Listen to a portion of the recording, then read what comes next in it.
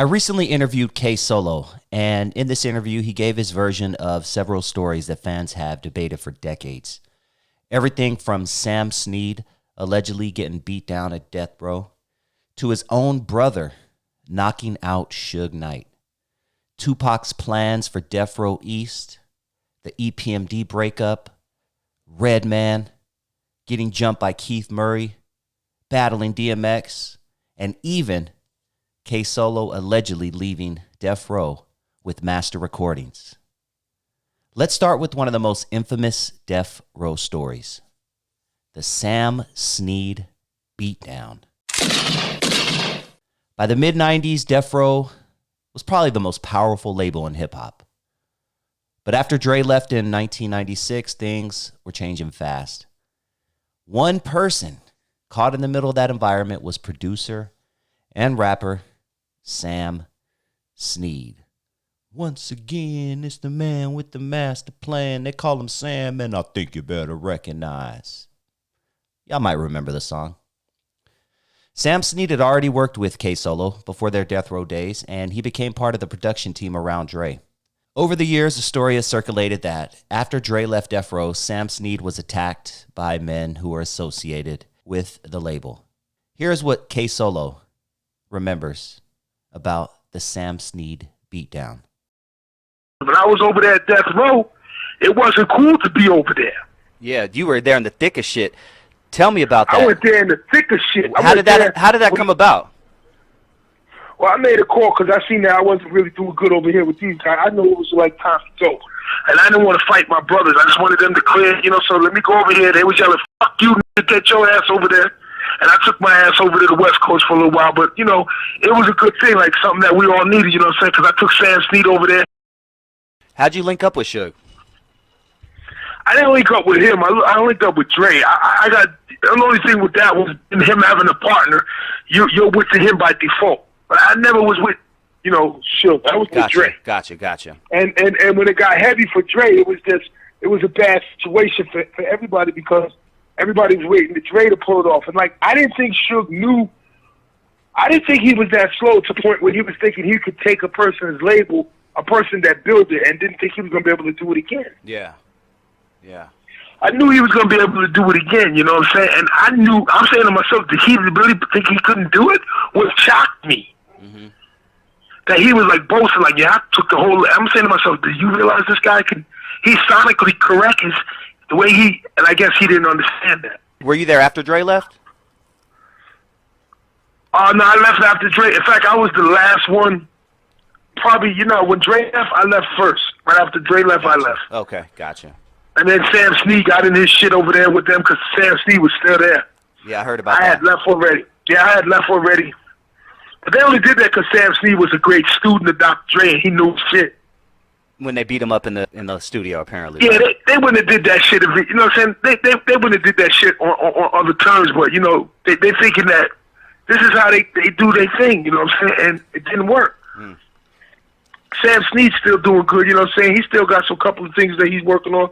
He still works with Dr. Dre. He got a great relationship with Dre. So Sam ain't lose nothing.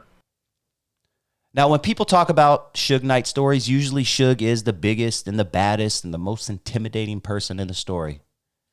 But according to K Solo, there was one situation involving his own family member where that necessarily wasn't the case.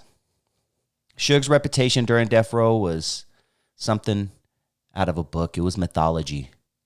6 foot plus dude, 250 pounds. But K Solo told me a story about his brother actually knocking Suge Knight out. Now that's a serious claim. And rather me tell you about it secondhand, listen to K Solo explain how he says it went down. Akon and them was working, and he was working with them, and some shit went down, and Suge did something, and he caught him with the right hand, and Suge fell. It's just like this. If you hit somebody in the chin and they don't know what's coming, you can get it. It doesn't matter who you are. Yeah. Your jaw is not meant to get hit. That's why you have a mouthpiece. And when you lock that mouthpiece in there, you can take a punch. But if your mouth is wide open and it ain't tight, somebody hits you in your bottom, you could break your shit real quick. When I was upstate, I was in the boxing. I was doing boxing. My godfather was good friends with Mike Tyson's surrogate, custom model. I was raised by Tony Fortunato. They knew each other because my godfather used to box for St. Nick's Arena. Yeah, when Mike Tyson sees me, he trips. He'd be like, I can't believe you made it as a rapper. Yeah, I was 132-pound novice champion, and then I open class champion. I had Empire States, and I was going to turn pro, and then Paris had ran into me because I kept going back and forth to jail. Paris had an older brother named James Smith who owned a group called the Rock Squad. And when I was a kid, he would always get me on the mic. He was like a mentor. He'd come to my school, talk to my teacher, keep me out of trouble. And then Paris was DJing for his brother. EPMD really wasn't discovered yet. He didn't have Eric. And, me and Paris would be in the Rock Squad helping his brother. And even though we were young, we would still be there helping the older dudes out that came, they had a deal on Tommy Boy. Uh-huh. And it didn't really do what it did. So when I got locked up and Paris came up with EPMD, just for shits and giggles, he said, let me hear you rhyme again. And I kicked Spellbound to him. K-Solo wasn't just somebody visiting Death Row, hanging out. He actually became part of the Death Row environment.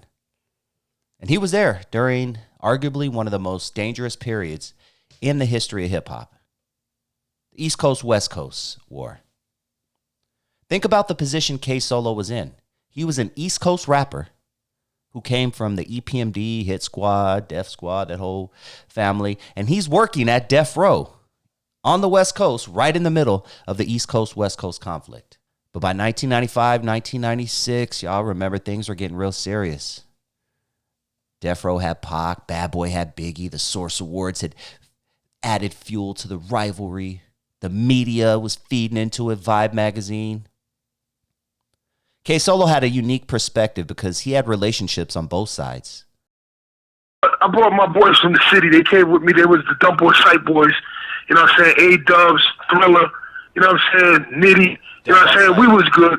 Yeah, we had our little, Dump Boy Sight Boys. We was up in there. You know what I'm saying? BK, you know what I'm saying? We had our own energy, but like I said, they was all carrying, and I had brass knuckles, so we was good, man. We ain't had no issue. You know what I'm saying? I went to work to make the album, and then I go home. Like, I didn't too mix with them, like go to the parties with them, because I know what could go down. I'm from the street. I know what could happen. So I kept it 8 hours, man. You know what I'm saying? I was real professional, and I kept it 8 hours, man. And I watched them move, and they was moving the way they was moving. That's how they move. Yeah. Well, real G's don't get caught up in that shit because you know what not to do and what to do. You know where you at. I wasn't trying to be something I'm not. And I wasn't putting no weight on it, but I wasn't going to be putting myself in a situation where I have to do so. You know what I'm saying? Take my ass to the studio, do some music, and go home. Yeah. And I had my little apartment in Woodland Hills, and I had my house up in Monticello, New York. So I was good. I'd fly home on the weekend, and I'd work, do my thing. And Suge paid for all of that shit. Yeah, he paid for that house and all that shit, so I wasn't tripping. He said, don't tell him it's what I gave you. One of Tupac's most ambitious ideas near the end of his life was Death Row East. The idea was essentially to establish a stronger Death Row presence on the East Coast, bringing together a bunch of the heavyweights on that side. And despite everything being said publicly about New York at the time, Tupac still had relationships with East Coast artists. K-Solo says he was supposed to play an important role in that expansion. But that future disappeared almost overnight. Tupac was shot in Las Vegas in September 1996, and he died 6 days later. 6 months later, Biggie had his life taken from him in Los Angeles. Two of the biggest stars in rap were gone, essentially overnight. And whatever Death Row East might have eventually become, died with Pac. When I met Big, we was at the Source Awards the night that Suge went upstage and bugged out on them niggas. But I hugged him, Christopher Wiles, and I told him, I remember me hugging him, and I looked at him, I said, yo, you did this black exploitation thing so good. I said, you'll never be dethroned. Because I knew how secret it was to have black exploitation at your feet. I knew how real it was to have it, because that's what we was doing when we was around Snoop. We was doing that black exploitation shit when we was around Snoop. You know what I'm saying? That all that Isaac Hayes, all that Curtis Mayfield shit, we was born in that era. We lived that era as little kids, so it's easy for us to put Pam Grier in the video. It's easy for us. That's what we do.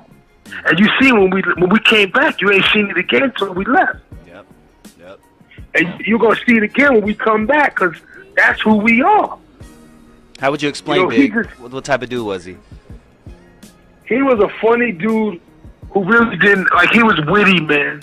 He was very witty, and he was very, very, very, very like a kid, man. He was never on no, you know what I'm saying? He just got caught up with that shit, man, being around the wrong people, man. He was a good person, man. Yeah. I know he ain't had nothing to do with that with Pop. You know what I'm saying? It's just when your community is as messed up as ours is because of government and segregation, racism, representation without representation, and all that shit mixed up. You got a lot of issues going on. He's in a room with people he shouldn't have been in the room with. Yeah. And what goes down? What is Tupac gonna say when he looks up and he sees you in the room with them?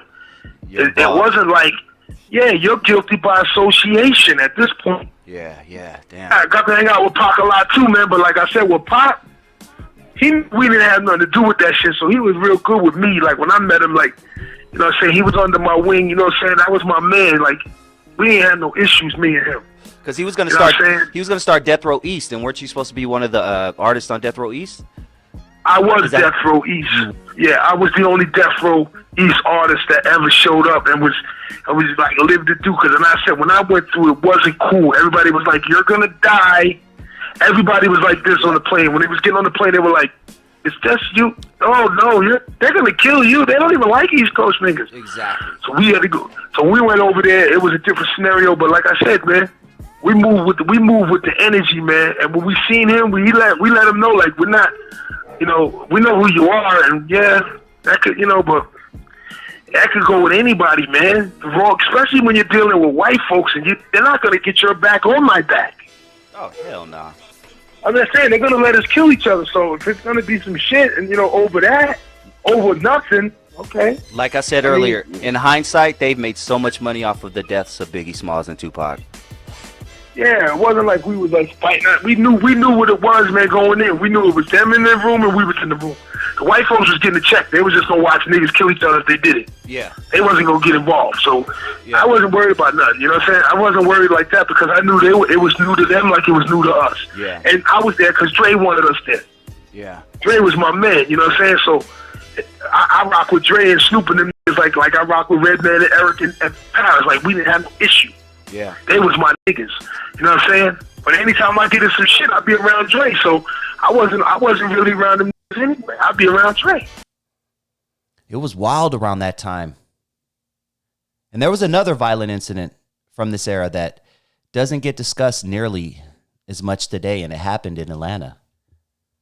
Before Tupac and Biggie had their lives taken from them, tensions between the two coasts had already started spilling outside the recording studio. And K Solo remembers a death in Atlanta that he believes helped intensify an already dangerous situation. And eventually he decided his time at Death Row was finished. But according to Solo, he didn't simply pack his clothes and leave. He says he took some master recordings from Death Row before he left. And if you've heard the stories about how Suge Knight operated Death Row Records, you already know why that would have been an incredibly risky move. I brought my son, Young Wolf, on the stage with me, and then Suge told me to get in cage 11. I said, nah, I'm going to go in the audience with my kids. And the nigga that jumped in cage 11 got murdered. As soon as they got up out of there, his name was Heron. Heron took cage 11. I was supposed to get in that cage and shit, but I wasn't performing. Why was I going to be sitting in the cage? Whoa. So I'm thinking he's trying to be funny, like, you going to have me in the cage, and I ain't even rhyming.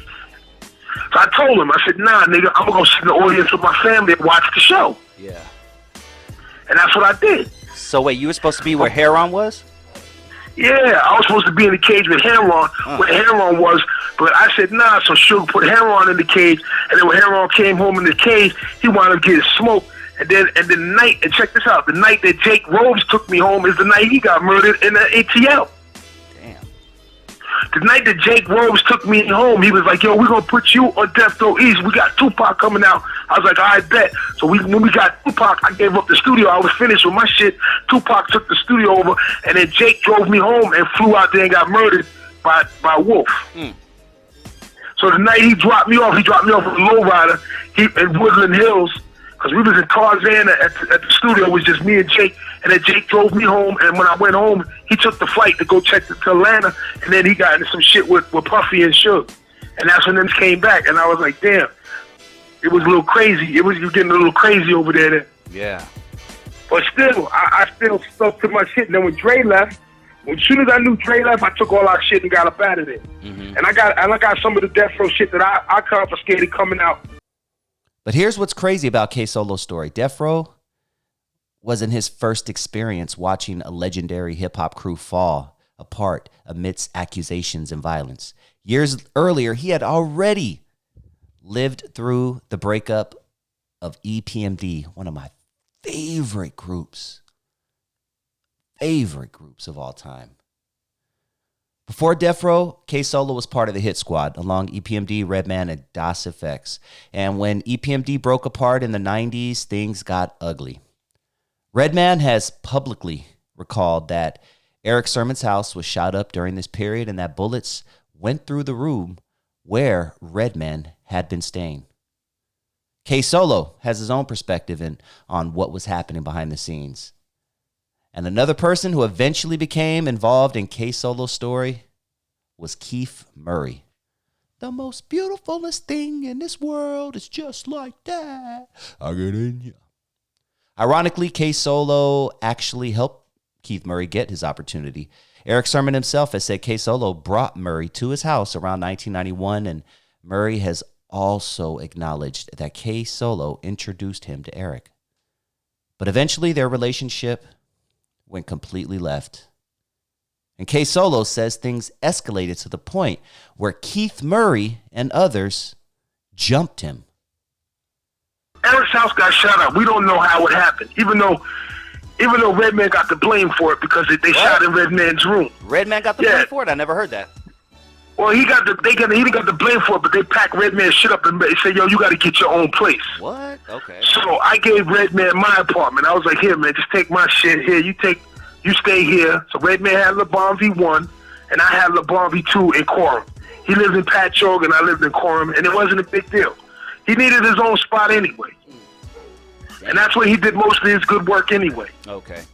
Under pressure and shit like that. Yeah, damn. That's well, we moved him. Yeah, we moved him out because you got all these people staying with Eric. We don't know what's happening. Mm-hmm. His house never got shot up before. Mm-hmm. Don't know who you could trust. Now you got all these people. Yeah, you got all these people living there, and you don't know somebody could have followed somebody home. They don't know. It just came from upstairs. Redman needs to get his own spot. I got him a spot. I got him. He's my little brother. Fuck it. I got him. Yeah. That's what's up. Take my shit. That's what's up. He didn't have to go back to Jersey and shit and then take a chance, you know what I'm saying? Yeah. He got his shit off, and that was before his money came. Okay. So right by the time his check came, and shit, it worked perfect. Right when his money came, he went right into his apartment. He was able to pay his rent and everything. Explain what your relationship was like with Keith Murray and where it went wrong, and you know what I'm saying, at the end of the day, where you guys are right now. Well, it didn't go wrong. What it was is I had to put him in a situation because I had to let him know at the same time to where, you know what I'm saying? I had to let him know, like, everybody got to get their cord yanked every now and then. Nobody's that big, they can't get their cord yanked to be like, yo, it's me. Everybody's like, oh, shit, because you might forget. It's forgettable. Yeah. I'm just saying, you don't see a person for a long time, you know. So I let him do what he had to do. We made a scenario, offered some scenario. It worked. It wasn't nothing crazy, you know what I'm saying? I trust him, and it worked. Yeah. You know what I'm saying? Basically, he was put in a situation where he had to be tested too, so he worked. It worked. Okay. I didn't get killed, you know what I'm saying? I'm a tough guy, but look, when we sued the club, we made a whole bunch of money on that scenario. He jumped. Apparently, they jumped you, right? Apparently, or something. I'm telling you, when they jumped me and I couldn't get on that stage, I didn't have to work for like 3 years. So it was like, okay, it all makes sense. It all worked out. It all worked out, and I'm not mad at it because, you know what I'm saying, you got to remember, too, there's OGs on my side that if they get in some shit, I still got to go back in. Yeah. It has to be politically correct on every side. Mm-hmm. Or we got an issue. Yeah. I mean, you know, it's not like it can't be rectified. It just has to be And Redman did the right thing. Redman deaded the whole shit because he let him know. He's like, yo, we can't go to war over this shit. We got to fix it. And he's right. And we fixed it. That's good. You know what I'm saying? Yeah. Because you got to remember, you got to think, everybody think they're going to pull, oh, I'm going to go get this one, I'm going to go get everything. It's going to be a big counter peg. It's going to blow up, right? Yeah. Sometimes you can't do that. They're going to say it's not worth it, and everybody walks away. Yeah. Good. Sometimes it's worth it, right? Yep. Hell yeah. Shit. Especially when money's involved. It's like, f this killing. Let's get this money. Right. Exactly. And that's what we did. Keith Murray wasn't the only future superstar whose early career crossed paths with K-Solo. Before Redman became one of the most recognizable personalities in hip-hop, he was another young rapper trying to get his opportunity. K-Solo says he saw something in Redman early. In fact, K-Solo has described trying to give Redman guidance and even says that after Redman was forced to leave Eric Sermon's house, K-Solo gave Redman his apartment. But once again, friendships inside these crews could become complicated, and K-Solo tells a story about things eventually getting so heated between him and Redman that a gun came out in the situation. Yeah, I just basically, when I seen him and I knew I didn't know if he was serious or not, and I used to always tell him, like, you know, he would DJ for me, and when he didn't take him on the road first, I took him with me. And I would give him like 20 minutes on my stage just to rock, come behind the turntables, say a rhyme so people knew what he was holding, you know what I mean? I laid the groundwork, and I would shape him in the studio. We go in the studio and we freestyle on beats, and I would tell him to just rhyme and make, you know what I'm saying? And he would catch on to it. He was that dude, man. He was the real good. My thing, after I tested him that way, I wanted to test him physically and see if he was really tough as he was saying he was. So I would grab him and that motherfucker would try to get the gun and shoot me every time. I was like, yo, this motherfucker's crazy. I'd grab him and start fucking him, start wrestling to the ground. He'd trying to grab the gun and shit. I'd be like, yo, and just to see this, because I wanted to make sure this motherfucker was out. Yeah, and then he shot the motherfucking shit. And I couldn't get it one day, and he kept shooting. I was like, and then I gave him my room. I let him have where I was gonna live. I let him have that shit, and I went and got another one. I was like, yo, you can't go back. I couldn't let that nigga get out my sight because he was live as me, but he was just taller and younger. Yeah. So he passed everything I put him through. I was just like, yeah, you're the truth, motherfucker. Because he was trying to get the gun and shoot. And then serious, man. And then his rhyming ability was similar. Like, I used to think his rap was deep, man. He liked working. He's a good kid. I just didn't want him to get fucked around, man. I used to always tell him, just take me. And he tell you to this day, that's why I respect him. But I always say, damn, you really took what I said and you listened, man. Like, and he goes, you my brother, man. I said, I never tell you nothing wrong because I don't want to see him lose, but to see where he's at now, yeah. I got to take my hat. Like, he really, really took what I said, and he wasn't playing. And I'm happy that he was very focused on who he became. Because he wasn't that in the beginning. He didn't know where he was going to go. I just knew that he got kicked out. Mama Noble kicked him out, and he's out here in Long Island with us, living at Eric's house. And I didn't know, but now I see, like, he's a studio rat. He was serious. And I didn't think he was because he would always be smoking weed. I was just like, yo, put the blunt down. I'm trying to tell you something. And now I see that he was not only listening, he was serious. Out of every controversy connected to K-Solo, there is probably one argument hip-hop fans have debated longer than any other. And it started before either rapper was famous. K-Solo versus DMX and who created the song or the concept Spellbound. K-Solo and DMX's history goes all the way back to jail. According to both sides of the story, the two knew each other while incarcerated, and they battled as young MCs. The problem is what happened afterward. K-Solo became famous for incorporating spelling into his rhymes, and in 1990, he released Spellbound, classic song. DMX later maintained that the concept came from him and that K-Solo took the idea after hearing him rhyme like that while they were locked up. K-Solo says the exact opposite. He maintains that he created the style and the song. The disagreement eventually became one of those hip-hop, strange, long-running feuds.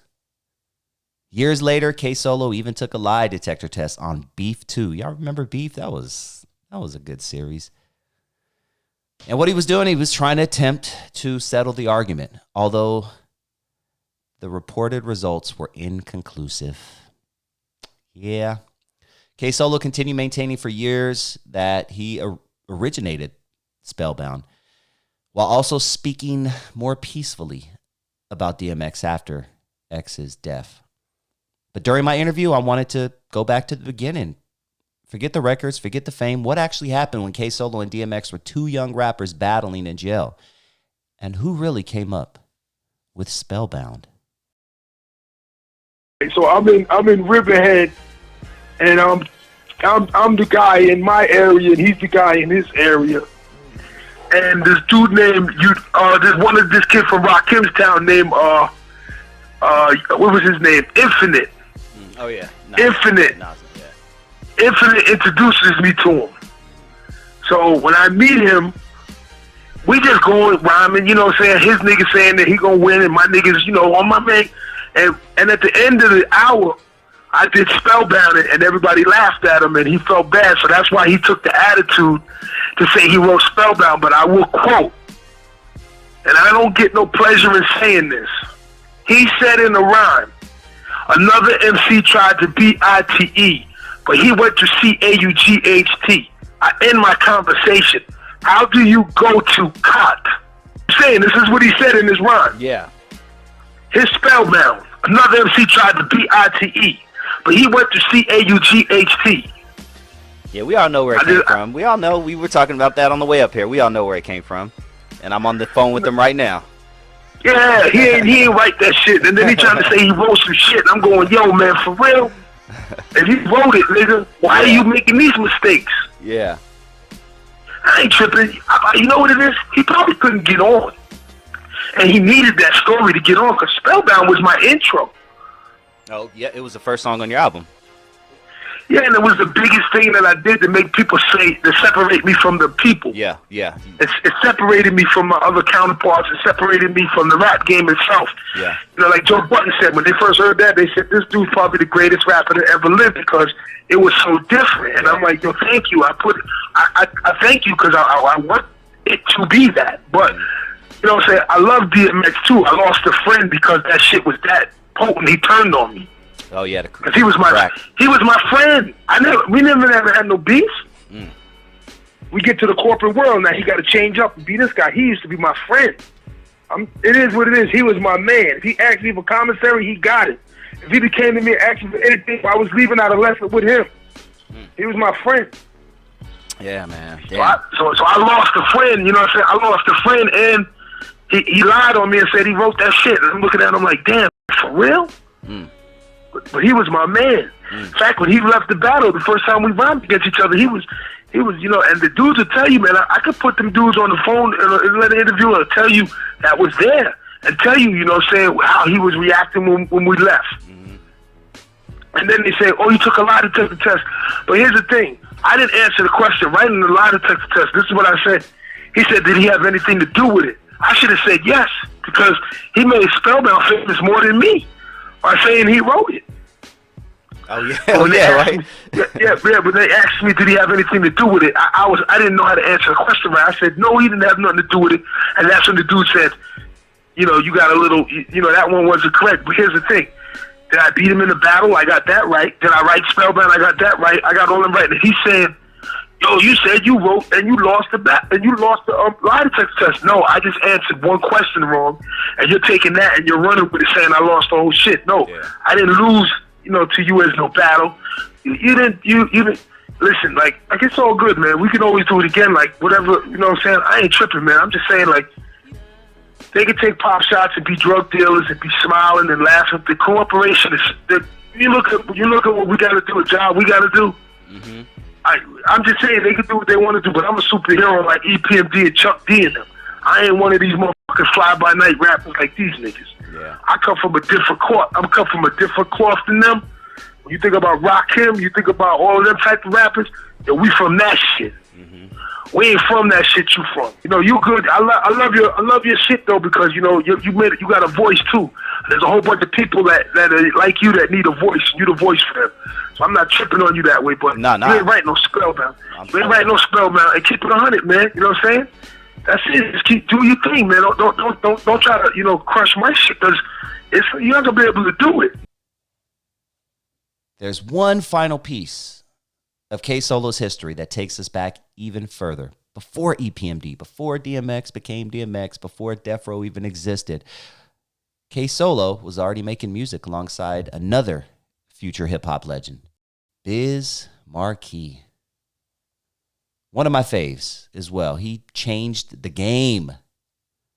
Before K Solo had Spellbound, Biz Markie had Just a Friend. Before EPMD became one of the greatest duos in hip-hop history, Biz was doing his thing. And according to K Solo, these guys were young MCs simply trying to figure out how to get into the game. When we were kids, me and Biz Mark, TJ Swan was actually in the group with me. And John Coleman was the DJ. Now Lefty was a street dude who didn't play no games, and he was a DJ too. And he was real street. And in our neighborhood was pretty volatile back then, but he was pretty dangerous. The DJ was real dangerous. So me and Swan was his MCs, and Swan was like the first guy because I was so young. Swan was the lead rapper in that group, and it was called DJ Express. And Biz Mark, whose name was Busy B at the time, he was in a group called Midnight Express. Okay. And we would always battle them. And we're talking about late 70s, like 79, 78. And then Biz Mark changed his name to Biz Markie, because it wasn't Biz Markie first, it was Busy B. Like Busy B Starsky and Love Bug Starsky. That's what Mark Hall's rap name used to be in the 70s.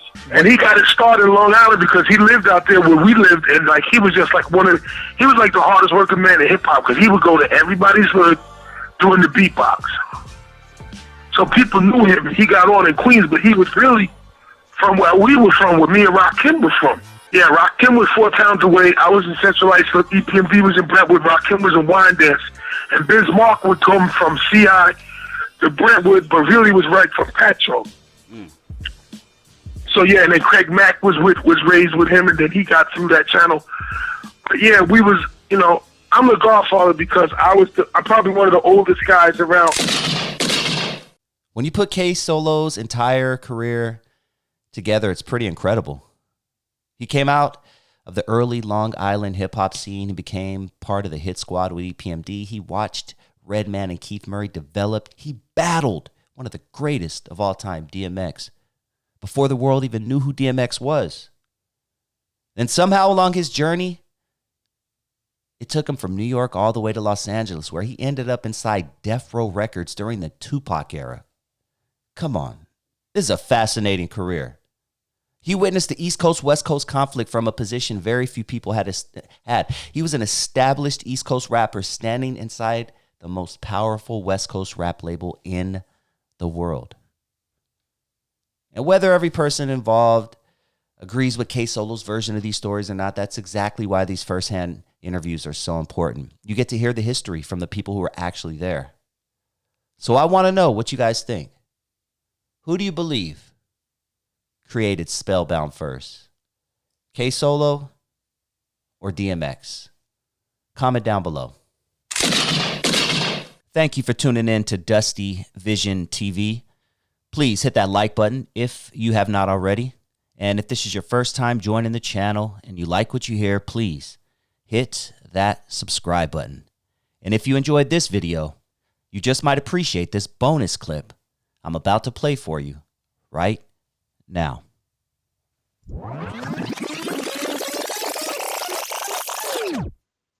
So Questlove from The Roots said he hated the Chronic album for 20 years. I hated the Chronic for like 20 years because it just sounded too pristine. It was like, I was like, wait, I thought we were against this. I thought we didn't want to sound like afternoon radio.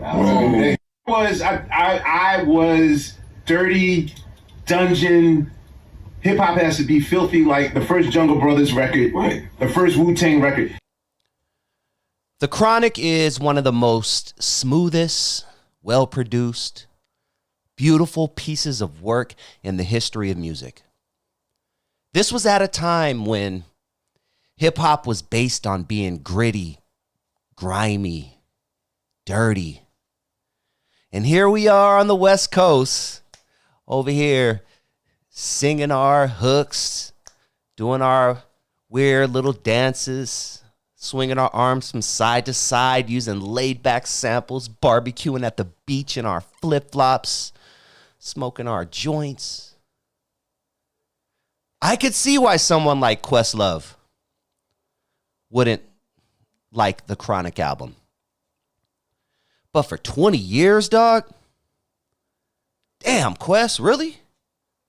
For 20 years. All right, so the Chronic came out in 93, I do believe. 92, 93, one of those.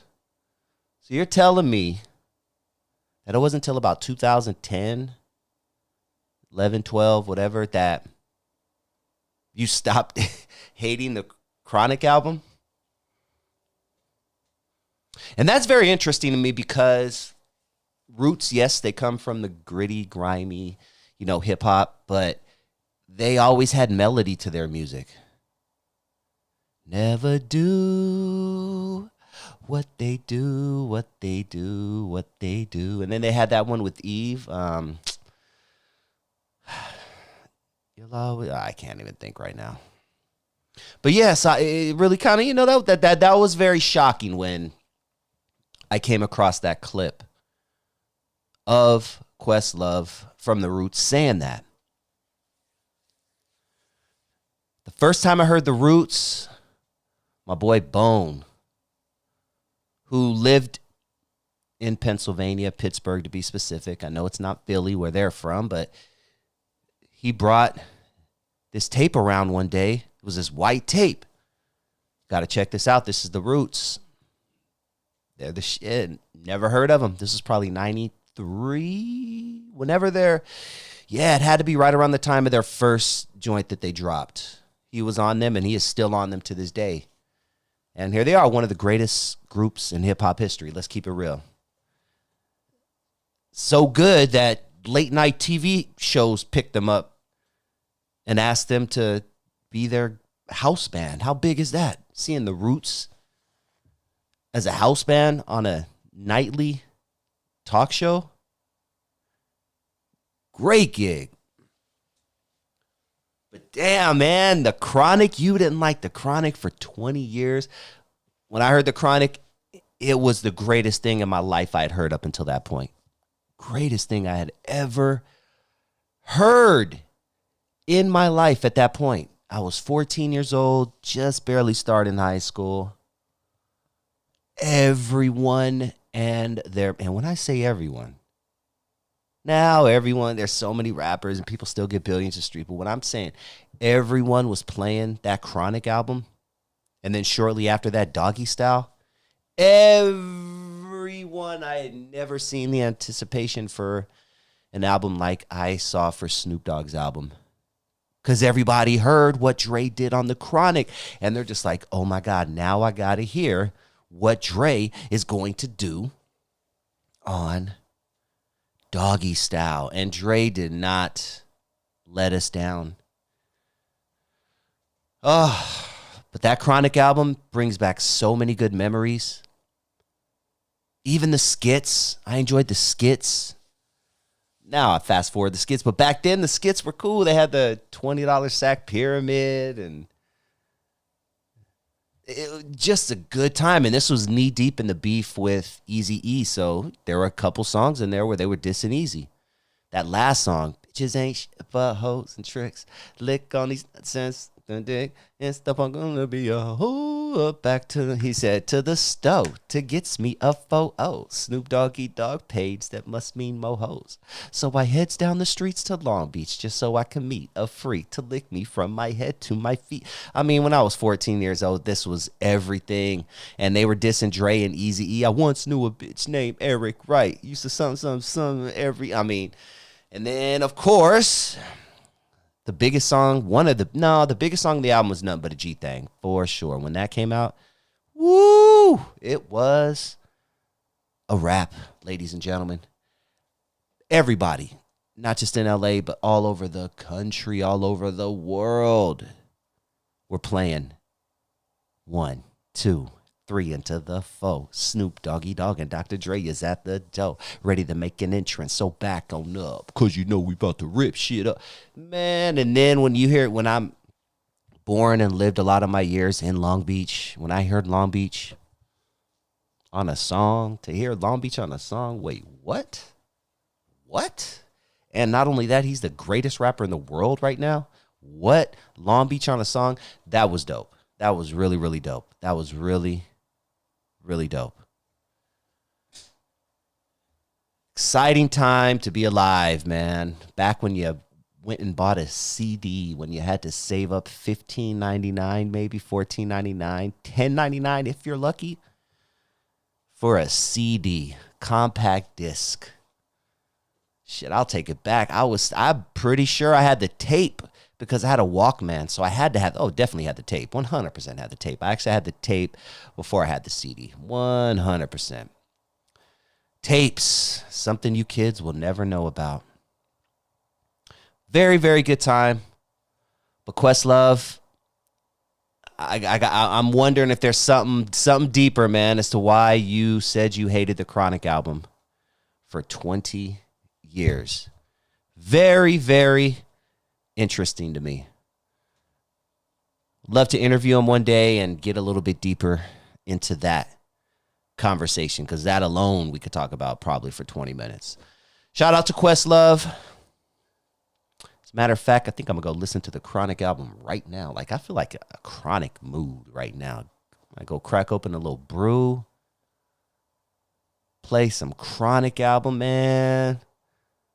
Toke on a little Kush because I don't have Chronic.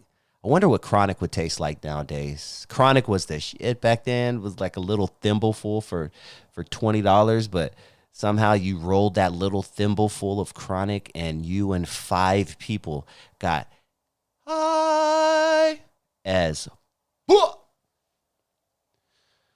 good times, man. I can still smell the Chronic in the air. The Pretendo, the Indo, all that good stuff, man. Different time. What do you guys think, though, of Questlove's comment about hating the Chronic?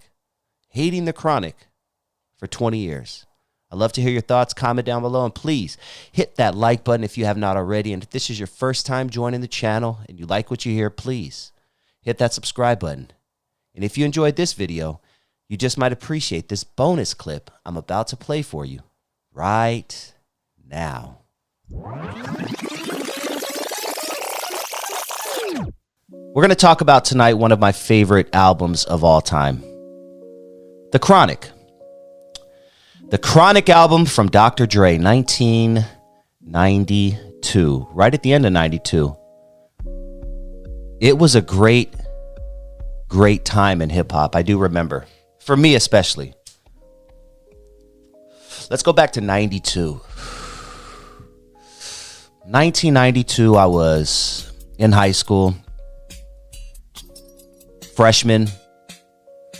And the anticipation around this album alone was crazy because, you know, we had already heard Nothing But a G Thing, and that revolutionized music. Like that song right there was something different. Take Yourself Back. I know we know G-Funk in hindsight as it is now, but there was nothing ever heard like that back in 1992 when we heard Nothing But a G Thing, and then Snoop coming in with the 1, 2, 3 into the foe. Snoop Doggy Dogg and Dr. Dre is at the door, ready to make an entrance. So back on up, cause I'm about to rip the motherfucking cut. And just to hear Long Beach on a song back then, I remember I was ecstatic, dude. Cause Compton and Long Beach together, now you know you in trouble. I mean, being from Long Beach, that was dope to me. 92 was a great year in music. And this was right after Dr. Dre left Ruthless and NWA. That particular record, man, that's like I would say the toughest record that I recorded in my career, because, you know, it was right after my separation with Ruthless. Going from that to the organization that I went to, you know, and all the things that were happening in the studio during the making, it was crazy, you know. During that process, my house burned down. I was shot in the legs, you know what I mean? And I was in the studio on crutches for a couple of weeks, you know? So it was a lot that went into that record. That's one of those records that I don't even listen to anymore. I just don't really like being taken back to that era. This was his make it or break it time. And he made it. Boy, did he make it. In a year that had a lot of good music. I mean, I'm telling you, this is just my opinion, but, 92 to 95, 96 was some of the best music ever. Just that period. I mean, that year alone, 1992, you had South Central Cartel. They released an album. Sir Mix-a-Lot. Boogie Down Productions. Fushnikins. The Youngsters. You guys remember the Youngsters? The Youngsters were hard. So many albums. Arrested Development came out that year. Crisscross came out. You guys know you were bumping Crisscross. Don't even lie. I know as a 13, however old I was at that time, I was definitely rocking the Crisscross look for a quick second. I had the braids and everything. But 1992, what else? We had Das FX. Forget about it. Those guys changed the game too. Spice One. I mean, dude, a lot of great music came out that year. And at the end of 92, Dre drops the Chronic album. And I remember not even understanding what the Chronic was, what Chronic was. Look, I know now all bud is pretty much good. You get it from a dispensary or you get it from the homie. It's pretty much good. But back then, the Chronic was the Chronic, guys. The Chronic was it. Because up until then, we were smoking a lot of Stress, Pretendo. You kids don't know how good you have it. You kids don't know what it's like to separate the stems from the seeds. You lucky bastards. But we had to do that. And sometime you would accidentally get a seed in your joint paper, and then you would light the seed and it would either pop and scare the dog out of you, or it would smell up the car or wherever you're smelling like, oh man, dog, you put a seed in there. Somebody put a seed. Who rolled the joint? Really, Dusty? You rolled the joint, bro? You put a seed in, dog. Oh, my bad. My bad. That's why it's extra fluffy, huh? But dirt weed up until that time, man. Dirt. You could buy an ounce for 50 bones. And it was just dirt. Dirt weed. Straight from Mexico. Not the best at all. Ah, that's good. And then the Chronic comes out. And one thing that the Chronic was, like, especially if you were young at that time, you're my age, everyone had to chip in. Everyone had to chip in. The Chronic was $20 off top for a little ass baggie. A little baggie. Barely. You were lucky if you got a joint, but got you high as hell. It got you high. But it was looking back now, I would love to smoke some Chronic just to see what it tastes like today. The Chronic would probably be the worst of the worst weed that you can get now at any dispensary or anywhere. But back then, the Chronic was the Chronic. So Dre names his album The Chronic. Came up with the name The Chronic, which was the name on the streets for orange bud, because it was just so bomb. It was indica, see, and it was something that nobody else had but California. So Snoop said, you need to name your album The Chronic because it's the bomb. And this album changed music. This album changed everything. Let's dive into The Chronic, and we'll just talk a little bit about it in between. But obviously, we talked about Nothing But a G Thing. That was a huge hit. The video was dope. And this felt like a new era in hip-hop. And I didn't know much about, back then, about Easy and Dre's, I guess Dre's departure from Ruthless Records. I had no idea what was going on back then, The only stuff I knew is through the music. Take us back to, when you just decided to jump off the porch and say, man, the streets are just too enticing. Let me see what that's about. Wow. Okay. So on one of my first travels back home, my mom moved to 68th and Orcutt. That's on the north side of Long Beach, right in Boulevard Hood, right? So when I first, like you said, jumped off the porch, my first thing to do was hustle. I was always trying to hustle. So my thing was, I'm going to go up to this gas station and pump gas for some change, for arcade money or whatever, send some honey buns and zoom zooms and wham. And little beknownst to me, there were younger guys that were already from the boulevard up there pumping gas too. And the first guy I met was one of my day ones named J-Bone, Big J-Bone, Joseph. And we met, and from there, it was on. And then I went back to boys' home, spent another, 6 months or whatever, ironically back in Palmdale. And then I finally came home, and my mom moved on 69th Way and Long Beach Boulevard. Are you talking about J-Bone? Are you talking about J-Bone from Four Corner? No. Big J-Bone from Boulevard. Oh, okay. Apologies. My apologies. No. You good. And so when I came back home, my mom moved on 69th Way and Long Beach Boulevard. It seemed like, even though it was like a 12-unit apartment, everybody from the hood, that was the spot to go. That was the spot to hang out at, and my neighbors was my homie, KT. Now, when you ask about me, jumping off the porch and getting involved in the hood, I remember the first day when I came back from foster home, and I went to the store. It had to be like, early in the morning or whatever. And in that store, it was called Larry's Liquor Store at the time. And we had arcade games, Pac-Man, Galaxy, Defender. And so I remember walking into the store, and I looked to my right, and I seen this dude, man. I ain't never, this is shit that you see like in one of those like black exploitation movies or whatever.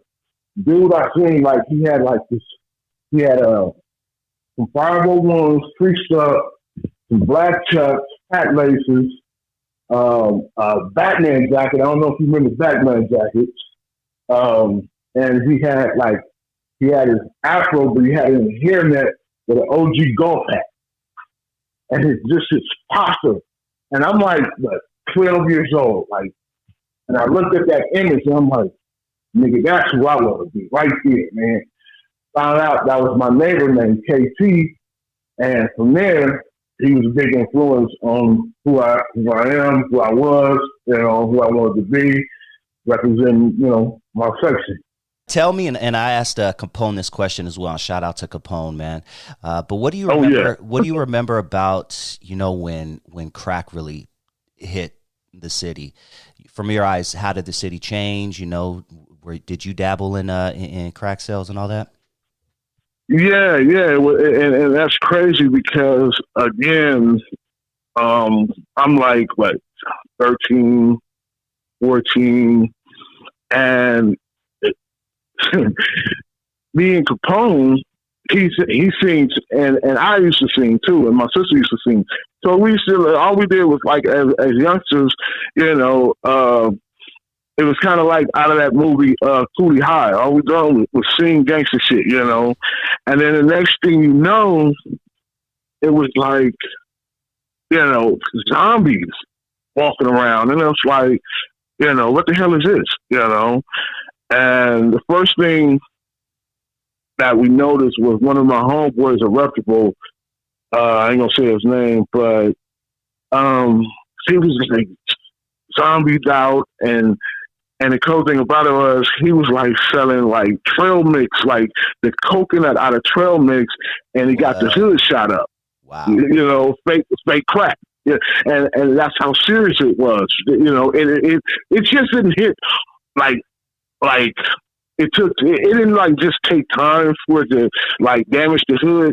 It hit the hood, and then people were affected negatively immediately. You know, they start doing shit that they never was doing like 24 hours ago. You know, but so my first experience of selling crack was like what 85. And, you know, I wasn't really experienced, you know, it's like I sold weed before, but in selling crack, it was like so much money, you'd like kind of like overwhelmed with like all this fast money, you know, and as a youngster, you know, that's all you see. It's like, oh man, this gonna do, you know, great things and put money in my pocket. I can buy this, I can buy that, you know. But then you start seeing the negative effects, especially in our hood. We were like the first hoods where our projects actually got shut down by the police because all the crack that it affected in a negative way in our section. It was terrible. People wasn't paying their rent. It was not, you know, paying for food. First time I had experience with a strawberry. I know you know what a strawberry is. Of course, man. A hooker, prostitute, selling it for the rock, right? Exactly, man. And people used to, you know, bring us their valuables, their heirlooms, you know, had, you know, collectible guns and, you know, just selling anything and everything out of their house. And the cool thing about it was you see, at the time when you're young, you think it's funny, you know, but in the back of your mind, you're like, you know, you can feel that something ain't right when you got these strawberries that will literally do the nastiest thing for crack. And I'm talking about, I don't even really want to go into detail, but they would do just about anything. Just about anything. Watch Snowfall. Anybody out there? Pretty accurate representation from what I heard. Exactly. We talking about bestiality and all, you know, toilet games, all kind of little crazy shit, man. And it was sick. And it's like, you know, we was just exposed to that shit. And you know, it's, you know, and if anybody say, you know, you lived through that, you experienced that, whether you used or you sold, and you think that don't affect you to this day, you're crazy. You know, that was just too much because basically all of us was young. I don't care what age range you were in, we're all youngsters, and somehow that is going to affect you somehow later on down the line.